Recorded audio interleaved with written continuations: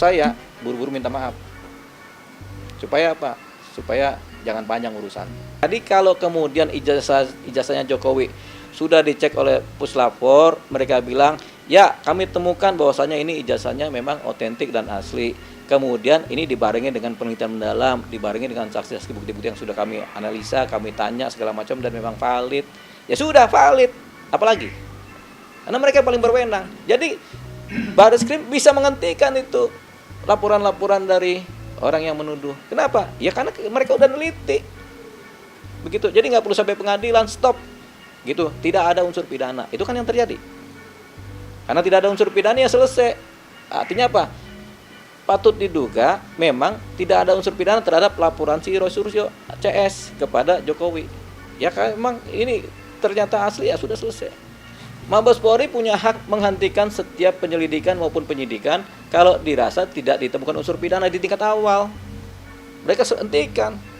Cuman si pelapor juga punya hak untuk melakukan gugatan, bertanya, melakukan gugatan, melaporkan, macam-macam lah, punya hak juga. Tapi haknya Mabes Polri menyatakan demikian, nggak usah dibantah. Memang haknya mereka begitu. Kalau nggak puas ya protes lagi, silakan lapor kemana, atau kemudian gugat, ya silakan aja, nggak ada persoalan. Itulah hukum. Ya terlalu gegabah, apalagi sampai disampaikan di depan publik. Mungkin kalau mereka bisik-bisik nggak usah dipublikasi juga bagus.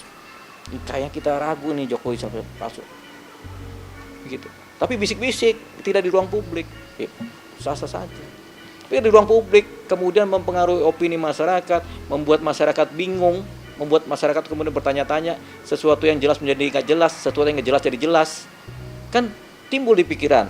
Masyarakat ini rentang pengetahuannya berbeda-beda, dari yang pinter banget sampai yang kurang pinter, dari yang pemahamannya lengkap banget sampai yang kurang paham, dari yang analisnya panjang sampai analisis sedikit aja, beragam, sehingga nggak semua masyarakat bisa memahami apa yang terjadi. Nah, timbullah tafsir menafsir, kira mengira,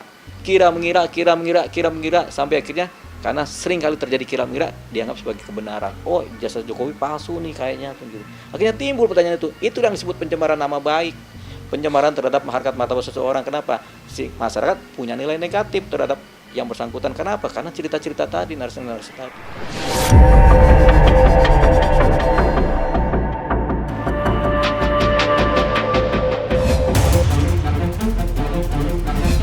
Sesungguhnya saya termasuk orang yang khawatir, was-was, bahkan mulai ragu gitu.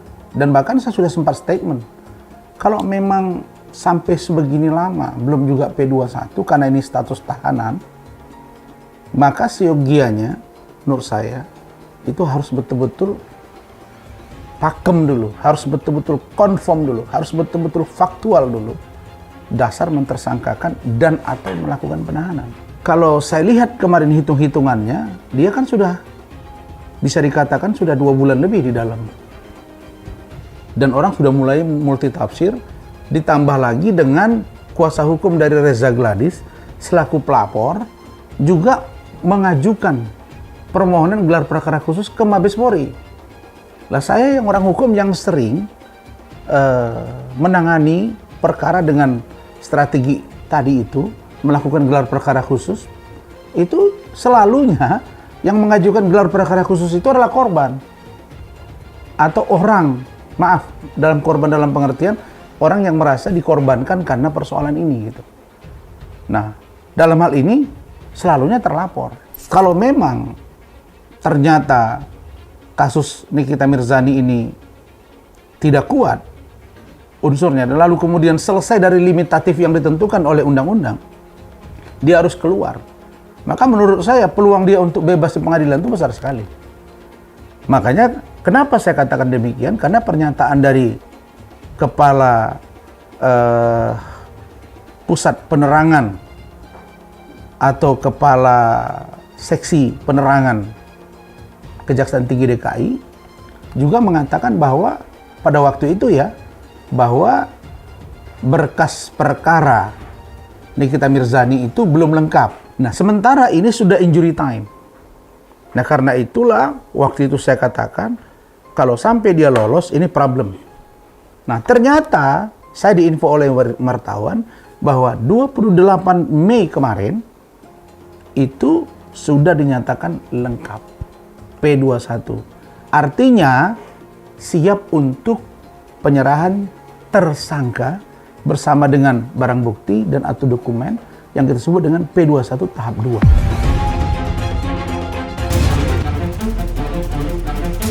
Yang pasti memang dalam kasus kawan saya Nikita Mirzani ini kan memang banyak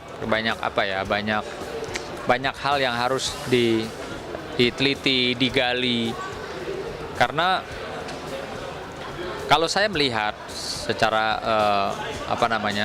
kacamata hukum saya tentunya, di sini kan si pelapor sama Niki ada kesepakatan, ya, ada kesepakatan di mana ya sepakat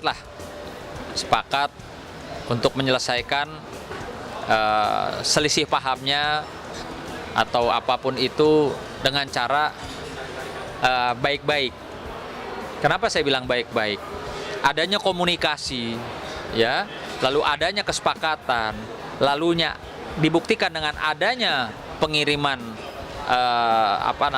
sejumlah uang yang dimana itu dari hasil kesepakatan.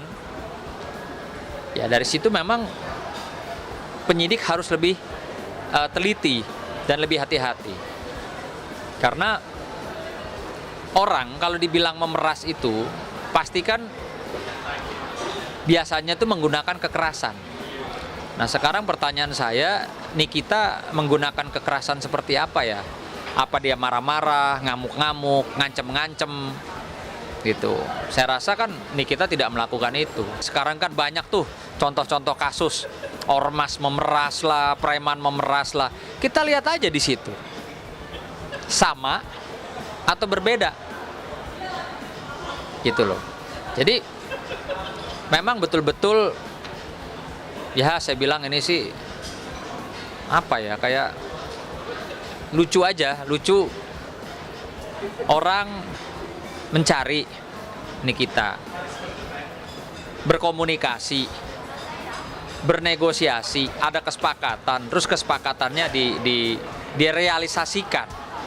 Terus kok habis itu teriak, merasa diperas dan melapor gitu. Agak nyeleneh sih kalau buat saya. Kenapa ini kasus agak lama?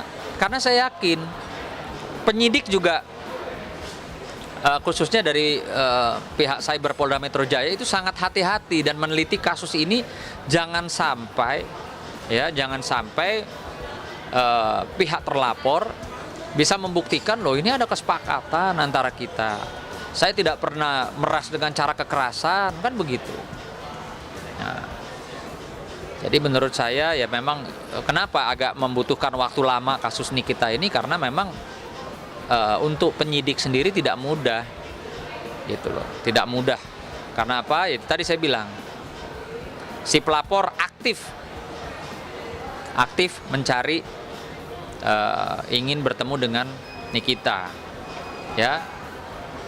Sunan ngomong dari mana? Saya kan dikasih tahu sama salah satu dari klien saya juga yang ada di putaran ini juga kan. Perkembangan kasus yang kita tahu sampai saat ini adalah intinya belum P21, perkara yang sedang dihadapi. Ya kita sebagai kuasa hukum dari Reza, dari Pradi ya, atau dari beberapa penasihat hukum di sini, itu suatu proses yang kita anggap wajar ya. Wajar dalam arti bahwa kewenangan P21 itu mutlak di tangan kejaksaan. Nah, kejaksaan itu istilahnya di dalam P21 itu yang sudah baku dan sudah umum dinyatakan apabila P21 lengkap berkas itu baik formil dan material. Sehingga apabila lengkap formil dan material itu dilanjutkan ke pengadilan atau tidak dilanjutkan ke pengadilan, tapi syarat P21 itu biasanya akan dilanjutkan dan diteruskan ke pengadilan. Artinya di dalam pengadilan proses dilanjutkan. Nah, sampai saat ini penyidik dari Polda Metro Jaya sedang mendalami sebenarnya itu dari awal dinyatakan ada pemberitahuan penyidikan itu sudah koordinasi antara Polda Metro Jaya dalam hal ini penyidik dan dari DKI. Koordinasi sifatnya formil atau material. Kalau formil biasanya dengan surat, material dengan bahasa-bahasa ya duduk bersama lah. Untuk tujuannya bagaimana kasus ini menjadi terang. Dari awal sudah komunikasi sama Bang Fahmi kan, saya bilang, Bang, gimana ini? Saya bilang, gimana? Saya bilang begitu kan. Ya udah Sunan, kita hadepin aja gitu kan, biarin inilah. Ya saya percayalah Bang Fahmi itu kan, itu pengacara senior bener gitu loh. Dia tidak banyak bicara, tidak banyak ini itu ya, dia action aja. Buktinya contohnya kemarin kan sidang gugatannya kan sudah mulai ya di Pengadilan Negeri Jakarta Selatan. Udah cukup lah. Ya silakan, itu hak. Jadi kalau hak dan wewenang kekuasaan yang melekat ya silakan. Tapi yang jadi persoalan ini kenapa ditahan-tahan terus gitu loh. Kalau memang yakin dengan Anda bukti ya udah limpahkan aja. Kenapa masih bingung cari bukti? Masih bingung cari bukti kan jadi timbul pertanyaan gitu loh. Ada apa Anda masih bingung cari bukti? Kemarin cari bukti, hari ini cari bukti kan repot kita.